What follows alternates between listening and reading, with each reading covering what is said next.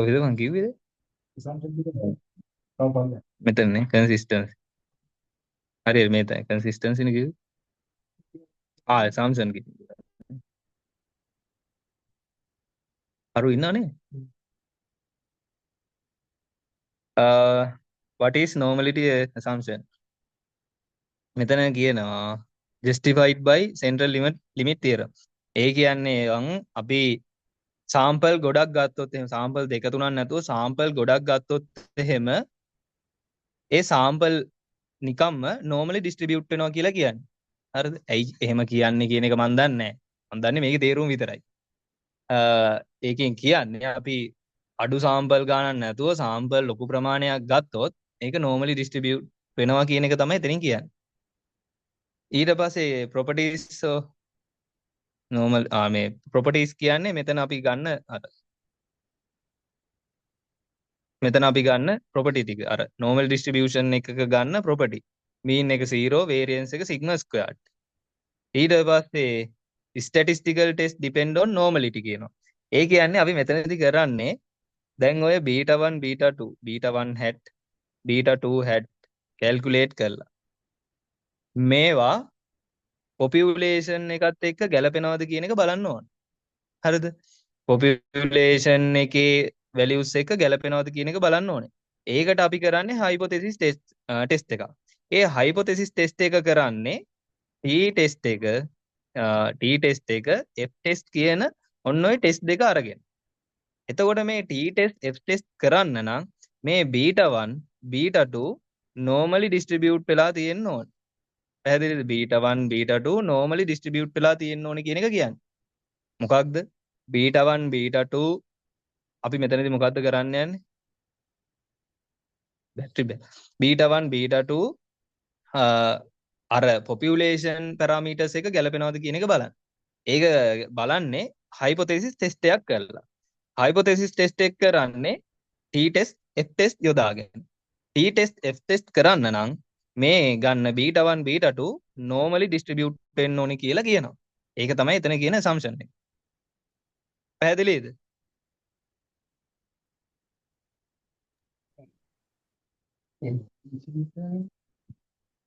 අර mean එක 0 variance එක sigma squared විදියට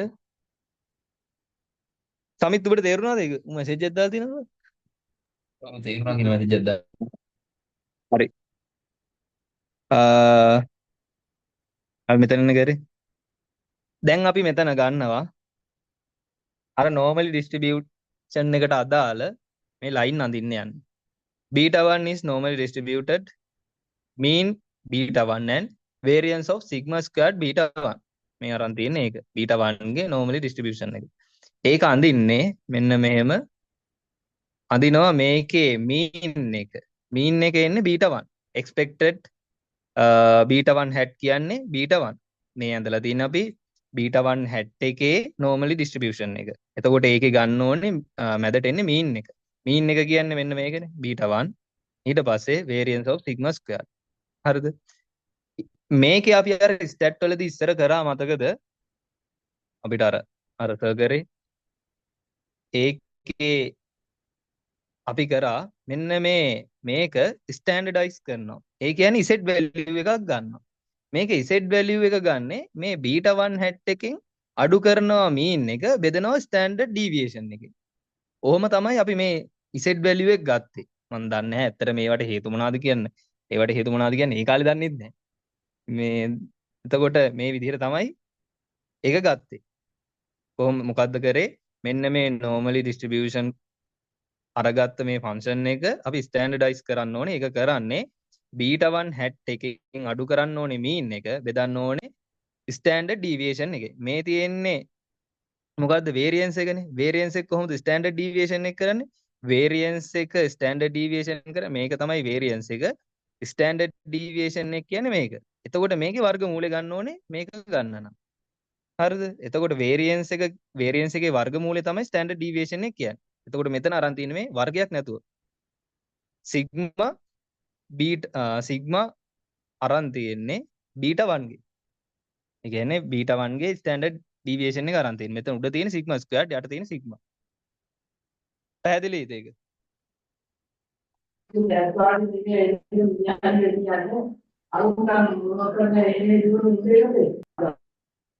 මොකද්ද?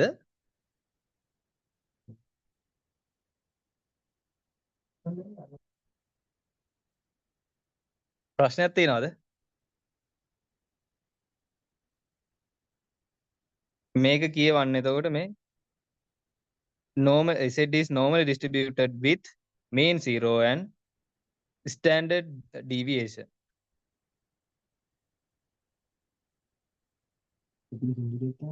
ඔය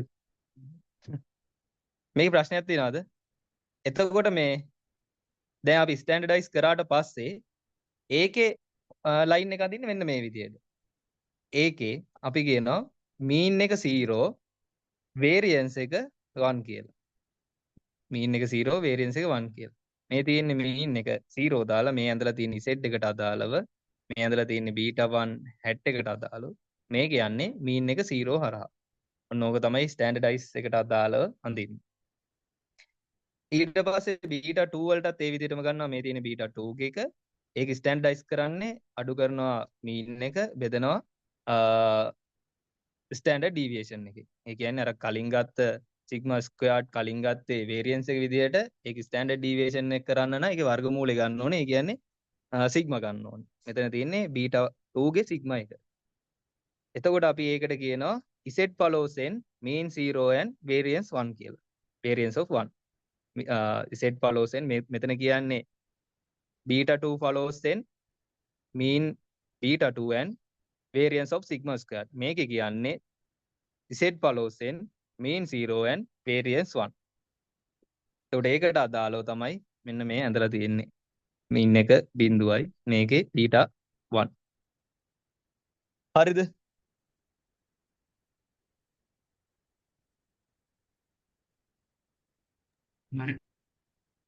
හරි. ඊට පස්සේ අර අපි කලින් කතා කරපු consistency කියන එක ආපහු මෙතන විස්තර කරලා දීලා තියෙනවා. consistency කිව්වේ large sample property. sample ගොඩක් ගන්නවා නම් අපි ගන්න β1 එක β2 hat β1 hat β1 β2 ට සමාන වෙනවා. ඒක තමයි එතන කිව්වේ consistency කියන්නේ අපි ගන්න sample එක වැඩි නම් ඒ වැඩි වෙනකොට අර actual values වලට අපි ගන්න estimate සමාන වෙනවා කියන එක. මෙතන මේ කියලා තියෙන්නේ consistency is a large sample property it should fulfill two condition. මෙතන කියනවා condition දෙකක්. එකක් තමයි මේ sample size එක වැඩි වෙනවා. මේ තියෙන n මේ තියෙනවද නෑ නෑ ඔය අර අනන්තේ ලකුණු මොකක්ද ඒකට කියන්නේ? ඒක මතක නෑ මෙතන කොහොම හරි මේ තියෙන්නේ අර මෙන්න මේ ලකුණු.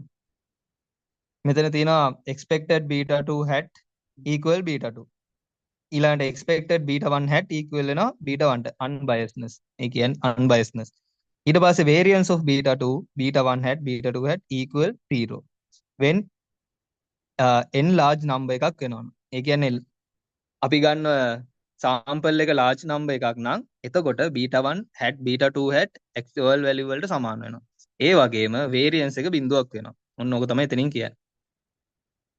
ඒක තමයි consistency කියන එකෙන් කියන්නේ. හරිද? consistency කියන එකෙන් කියන දෙකක් තියෙනවා. එකක් තමයි estimators සමාන වෙනවා true values වලට. අනිත් එක variance of estimators equal 0. ඔන්න ඔය දෙක තමයි කියන්නේ. හරිද? ඊට පස්සේ pro distribution of yi. දැන් අපි අර ගත්තේ β1 β2 වලට අදාළව normally distribution එකනේ. දැන් මෙතන අපි අරගන්නේ yi වලට අදාළ. ඒ කියන්නේ actual y වලට අදාළව. ඒකේ ෆන්ක්ෂන් එක කොහොමද ගන්නෙ? population data වලින් yi සමානයි β1 β2 xi ui. මේකේ මෙන්න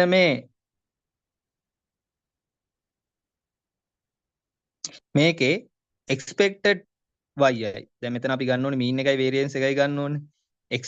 mean එක කියන්නේ expected කියන අගයනේ. එතකොට expected yi සමාන වෙනවා β1 β2 xi වලට. ඊට පස්සේ variance of yi සමාන වෙනවා sigma squared වලට. හරිද?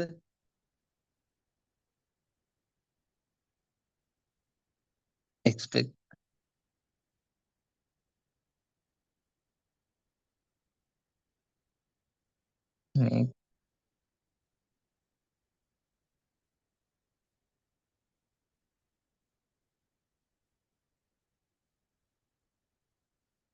මේක expected yi සමාන වෙනවා β1 plus β2 xi වලට වෙන්නේ ඇයි? හරි. මෙතන yi වල සමීකරණය තමයි මේ තියෙන්නේ. එතකොට ඒකේ අපි mean එකයි variance එකයි ගන්න ඕනේ. මේකේ mean එක වෙන්නේ දැන් y එකේ mean එක වෙන්නේ expected y නේ. එතකොට expected y කිව්වේ මොකද්ද? අපි expected y කියලා පළවෙනි එකේදී කරේ population regression function එක. එතකොට expected y කියන්නේ මොකක්ද? expected y equal β1 plus β2 xi. මෙන්න මේකනේ. මේකට ui error term එකක් එකතු කරලානේ අපි actual y ගත්තේ. එතකොට expected එක ගන්නවා නම් ඒක සමාන වෙන්නේ මෙන්න මේකට. හරිද? ඊට පස්සේ variance එක. variance එක සමාන වෙනවා sigma squared වලට. මේක අපි ගත්තා variance of yi equal variance of ui කියලා ගත්ත එකක් අර කලින් එකේදී. එතකොට yi ගේ variance එකයි ui ගේ error term මේ variance එකයි residuals වල variance එකයි දෙකම සමානයි. ඒක අපි පෙන්වන්නේ sigma squared වලින්. එතකොට මේකේ අපි ලියන්න පුළුවන් yi is normally distributed β1 plus β2 xi ඊට පස්සේ variance of sigma squared. ඔන්න ඕක තමයි yi ගේ distribution function එක වෙන්නේ. මේ තියෙන්නේ එතන දාලා. හරිද? ඒකට කියන්නේ pro distribution of yi කියලා. හරි. ඔතෙන්ට එනකම් පැහැදිලිද? β1 ගේ ගත්තා β2 β1 hat ගේ ගත්තා β2 hat ගේ ගත්තා. ඊට පස්සේ yi ගේ ගත්තා. ඒක අපිට එච්චර ඕනේ නැහැ. අපිට ඕනේ නැහැ ඒක. අපිට ඕනේ β1 hat ගේ β2 hat ගේ. ඒ දෙකම එකයි. β2 hat normally distributed mean 0 mean β2 and variance of sigma square. ඊට පස්සේ β1 ගේ ගන්නේ β1 is normally distributed mean β1 and variance of sigma square. ඒකේ අපි ඊට පස්සේ standardize values ගත්තා. standardize value එක ගන්නේ කොහොමද? mean එක අඩු කරනවා. mean එක අඩු කරලා බෙදන්න ඕනේ standard deviation එකේ. ওই විදිහට ඊට පස්සේ අපි ඒක standardize විදිහට ගත්තා. හරි. මේ වෙනකම් මොනවා හරි ප්‍රශ්න තියෙනවද?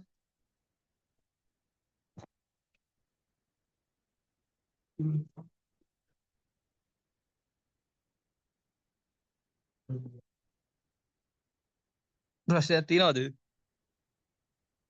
හරි. hello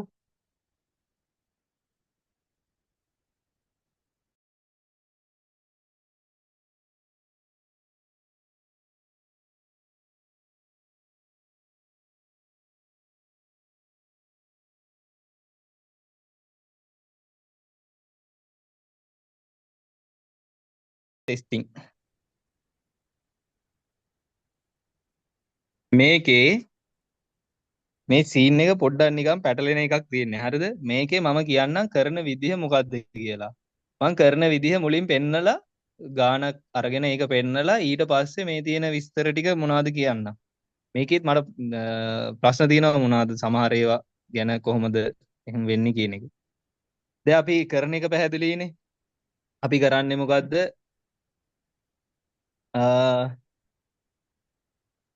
β1 β1 hat β2 hat අර population එකේවත් එක ගැලපෙනවද? එහෙම නැත්නම් අපිට අර population එකේ value එක y එක calculate කරන්න ඒව ගන්න පුළුවන්ද කියන එක බලනවා. බලන්නේ කොහොමද? hypothesis test කරලා. hypothesis test කරන්නේ මොනවා අරගෙනද? t test, f test යොදාගෙන. හරිද? දැන් උතන අපි කරන්නේ බලන්න මෙන්න මෙතන අපි හදනවා interval එක කියලා එකක්. අපි ඕක කරලා තියෙනවා අර stat වල. ඒවත් නිකන් ඔහේ කරා විතරයිනේ. ඒක අර හරියට තේරුමක් දැනගෙන කරේ නෑනේ. මේකේ අපි දැන් අර ඒ දවස්වල වගේ ඉන්ටර්වල් එකක් හදනවා. ඒ ඉන්ටර්වල් එක තමයි මේ මෙතන තියෙන්නේ. මේ තියෙන්නේ ඉන්ටර්වල් එක. හරිද? මේ තියෙන්නේ ඉන්ටර්වල් එක. මේ ඉන්ටර්වල් එකේ අපි අරගෙන තියෙනවානේ වැලියුස් දෙකක්. මේකෙන් කියන්නේ මේ β2 කියන එක මෙන්න මේ වැලියුස් දෙක අතර තියෙනවා කියලා. හරිද? β2 කියන එක ඒ වැලියුස් දෙක අතර තියෙන probability එකක් තියෙනවා කියලා කියන්නේ. මෙතන සමාන මේක සමානයි මේ උඩින් එනවා මේ තියෙන සමාන එක සමානයි 1 minus alpha කියලා කියනවා. alpha කියන්නේ level of significance නෑ level of confidence එක. ඔව් alpha. මේක level of confidence. alpha කියලා කිව්වද? level of confidence එක. හරිද? ඒක 0.05යි. ඒකේ අගේ 0.05යි අපි අර ස්ටැට් වල කරා ඔබ. එතකොට ඒ කියන්නේ 100ට 5ක් කියන එක. 100ට 5ක් කියන එක.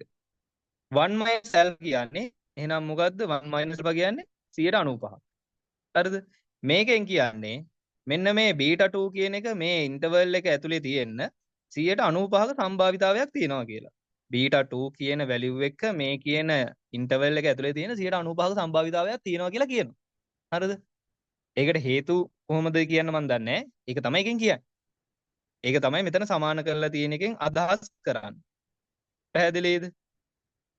probability of beta 2 මෙන්න මේක ඇතුලේ තියෙන්න මෙන්න මේ ප්‍රමාණය ඒ කියන්නේ 195ක සම්භාවිතාවයක් තියෙනවා කියලා තමයි එකෙන් කියන්නේ. ඊට පස්සේ අපි ඕකට අදාළව normally distribution line එක අඳිනවා. මේ ඇඳලා තියෙන්නේ ඒක. මේක ඇඳලා මෙතෙන්ට දාලා තිනවා මේ values දෙක. මේ තියෙන්නේ මේ values දෙක තමයි දාලා තියෙන්නේ. හරිද? ඊට පස්සේ අපි calculate කරනවා ගාණක්. අපි අර z value එකක් ගත්තේ z value එක. ඒ z value එක කොහොමද ගත්තේ? z සමානයි beta 2 hat මේකෙන් අඩු කරනවා මොකක්ද? mean එක. beta 2 බෙදනවා standard deviation of beta 2 ගේ. ඒ කියන්නේ මෙතෙන්ට අපි ගත්තේ standard deviation of beta 2 කියලා ගත්තේ sigma beta 2 ගේ sigma value. හරිද? ඔන්න ඔය කියන standard deviation එක මේකට අදාළව මෙන්න මේ z value එක අරගෙන ඒක කොහෙද තියෙන්නේ කියලා බලනවා. පැහැදිලිද? ඒක එන්නේ මෙන්න මේ හරියෙන් නම්. ඒක එන්නේ මේ කියන ඉන්ටර්වල් එකට පිටින් නම් අපි hypothesis test කරනවා. නෑ. මේ කියන එක එන්නේ කොහෙද කියන එක මත අපි hypothesis test කරනවා. හරිද? ඒ කියන්නේ දැන් අපි මොකද්ද මෙතන කරේ? මේකේ ඉස්සෙල්ලාම ඉන්ටර්වල් එකක් හදාගත්තා. ඒ ඉන්ටර්වල් එකට අදාළව මේ ලයින් එක ඇඳලා අපි මේ z value එක අරගන්න ඕනේ. පැහැදිලිද? z value එක අරගෙන ඒක මත අපි check කරනවා hypothesis. hypothesis test එකක් කරනවා. hypothesis දෙකක් තියෙනවා. එකක් null hypothesis එක. ඒකට අපි කියනවා H naught කියලා. අනිත් එක alternative hypothesis එක. ඒකට අපි කියනවා HA කියලා. හරිද? මේ null hypothesis එක ඒකට අදාළව අපි ඔය ගන්න උත්තරේ තියෙන්නේ මේකේ ඇතුලේ නම් අපි කියනවා මේක accept කරනවා කියලා. හිතන්න අපි ගන්න උත්තරේ මේක පිටින් එන්නේ කියලා. අපි එහෙනම් මේක රිජෙක්ට් කරනවා. ඔව්. මේ ලයින් දෙක ඇතුලේ නම් එන්නේ අපි මේක accept කරනවා. මේක පිටින් නම් එන්නේ අපි ඒක රිජෙක්ට් කරනවා. හරිද? ඔන්න ඕක තමයි කරන්නේ. ඕකේ තව අර ඉස්සරහට තියෙනවා. දැන් මේ කරන වැඩේ පොඩ්ඩක් දැනගෙන යන්න. මොකද්ද අපි කරන්නේ? කරන්නේ ඉන්ටර්වල් එකක් හදලා මේක ඇඳලා ඊට පස්සේ අපි z value එකක් calculate කරලා hypothesis test එකක් කරන්න යන්නේ. පැහැදිලිද? ඔන්න ඕක තමයි සරලවම කරන්න යන්නේ. හරි. ඒක තේරුණාද? විනාඩියක් දෙන්න මට කෝල් එකක් එනවා. මේක හරියටම තේරෙන්නේ නැතුව ඇති මෙහෙම කිව්වට දැන් මම මේ කරන්න යන්නේ මොකද්ද කියන එක තේරුණාද? ඔව්. හරි. ඈ? ඔව්.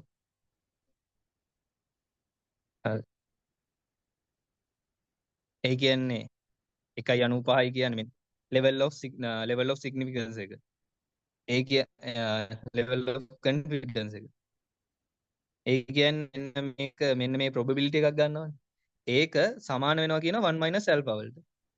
alpha කියන්නේ 0.05කට. 1 minus alpha කියන්නේ 195ක්. හරිද? එතකොට මේ ගන්න beta 2 value එක මේ interval එක ඇතුලේ තියෙන 195ක සම්භාවිතාවයක් තියෙනවා කියලා කියන්නේ. පැහැදිලිද? හරි. හරි. ඊට පස්සේ දැන් අපි යන් උඩට දැන් කරන වැඩේ හරි මොකද්ද කරන්නේ? දැන් අපි ඉස්සෙල්ලාම මොකද්ද කරන්න ඕනේ? අර මං කිව්ව පිළිවෙලට අනුව ඉන්ටර්වල් එක හදා ගන්න ඕනේ. ඒක තමයි මෙතන කරලා තියෙන්නේ. ඉන්ටර්වල් එස්ටිමේෂන්. අපි මෙතනදී ගන්න ඉන්ටර්වල් එස්ටිමේෂන් එක. මෙන්න මේ ඉන්ටර්වල් එක හදාගන්න තමයි යන්නේ. හරි. මේක තමයි මේ පොදු නිකන් පොදු සමීකරණය වගේ දීලා තින්නේ ඉන්ටර්වල් එක හදන්න අදාළ වෙන. බීටා 2 දීලා තිනවා මැද්දේ.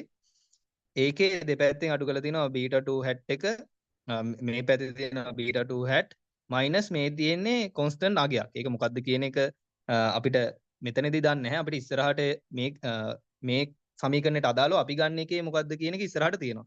මේක කොන්ස්ටන්ට් එකක්. එතකොට ඒක අඩු කරනවා. මෙතනදී කරන්නේ ඒක එකතු කරන එක. දෙපැත්තම බීටා 2 බීටා 2 තියෙනවා. මේ පැත්තේ කොන්ස්ටන්ට් එක අඩු කරලා මේ පැත්තේ කොන්ස්ටන්ට් එකක් එකතු කරලා තියෙනවා. හරිද?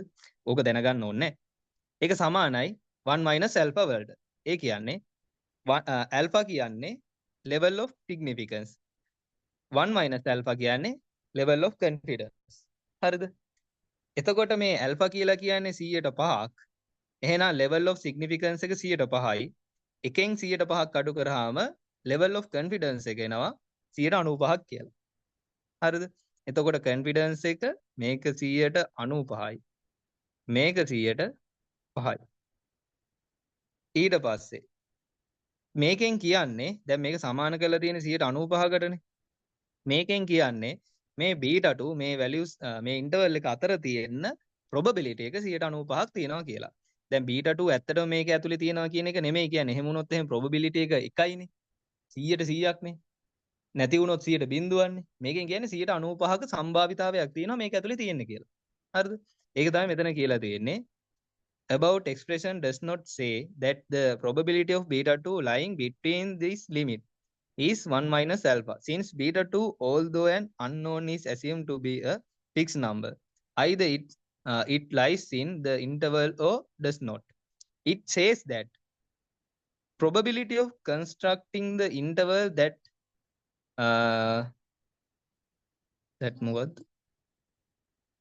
contain beta 2 is 1 alpha. ඒ කියන්නේ අර beta 2 එක තියෙන ඉන්ටර්වල් එකක් හදන්න පුළුවන් සම්භාවිතාවය 95%යි කියන එක කියන්නේ. හරිද? ඊට පස්සේ such that interval is a random interval, it will vary from one sample another. It is based upon beta 2 which itself is random. ඒ කියන්නේ ඔය sample එකෙන් sample එකට ඒ අපි ගන්න එක වෙනස් වෙන්න පුළුවන් කියන එක කියන්නේ. ඊට පස්සේ හරි. දැන් මෙතන මේ මං කියපු එක මතක තියාගන්න. මෙතන මොකද කිව්වේ? මෙන්න මේ ඉන්ටර්වල් එක හදනවා. ඒක සමාන කරනවා 95%කට. ඒකෙන් කියන්නේ මොකද්ද? මේ ගන්න බීටා 2 මේක ඇතුලේ තියෙන පුළුවන් සම්භාවිතාවය 95%ක් කියලා. හරිද? ඒ කියන්නේ මේ 100ට මේක බීටා 2 එන්න මේ හදන්න මේ ඉන්ටර්වල් එක ඇතුලේ එන විදිහට හදන්න පුළුවන් සම්භාවිතාවය 95%ක් කියලා කියන්නේ. ඊට පස්සේ අපි අරගෙන තියෙනවා අර අපි කලින් ගත්ත එක. බීටා 2 වලට අදාළ අර normal distribution එකක් ගත්තේ. අන්න ඒක. ඒකෙන් දැන් අපි z එක අරගෙන තියෙනවා. මොකද අර අපිට ඕන වුණානේ ඉන්ටර්වල් එක හැදුවට පස්සේ z value එක calculate කරන්න. ඒකනේ අපි බලන්න ඕනේ ඔය අර line දෙක ඇතුලේ තියෙනවද කියලා. ඒක නිසා අපි z value එක ගන්න ඕනේ. එතකොට මේ තියෙන්නේ z value එක අරගෙන. ඒක අපි කලිනුත් ගත්තා. මොකද්ද කරන්නේ? mean එක අඩු කරලා standard deviation එකෙන් බෙදනවා.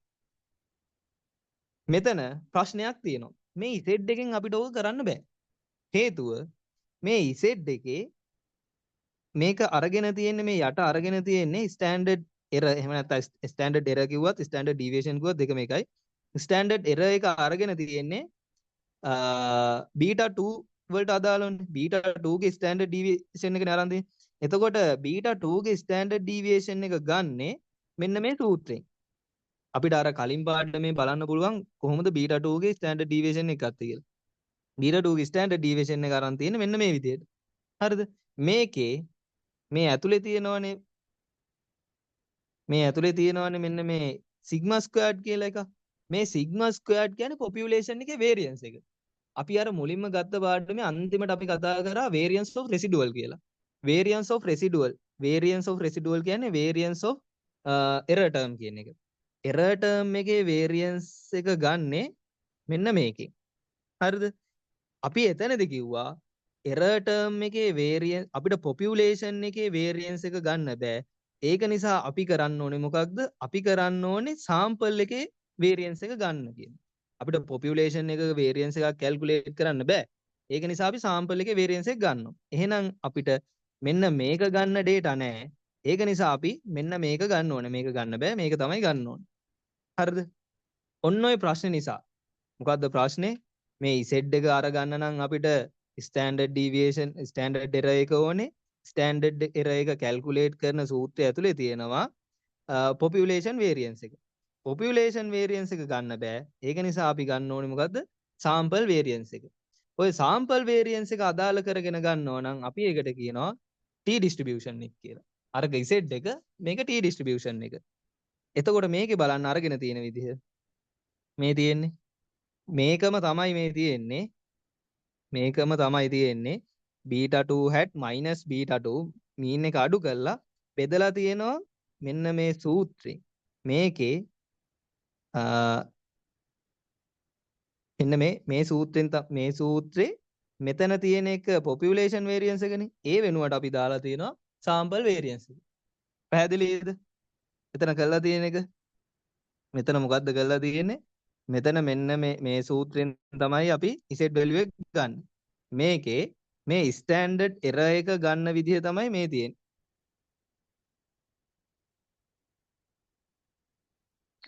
standard error එක ගන්න විදිහ තමයි මෙතනින් පෙන්ලා තියෙන්නේ. මේකේ standard error එක ගන්නකොට මෙතන තියෙන්නේ මොකද්ද? sigma squared. sigma squared ගන්න බෑ. sigma squared කියන්නේ population variance එක. ඒ වෙනුවට අපි මෙතෙන්ට දානවා sigma hat squared. එතකොට sigma hat squared කියන්නේ sample එකේ variance එක. ඒක බෙදනවා අර තියෙන එකෙන් sigma xi squared වලින්.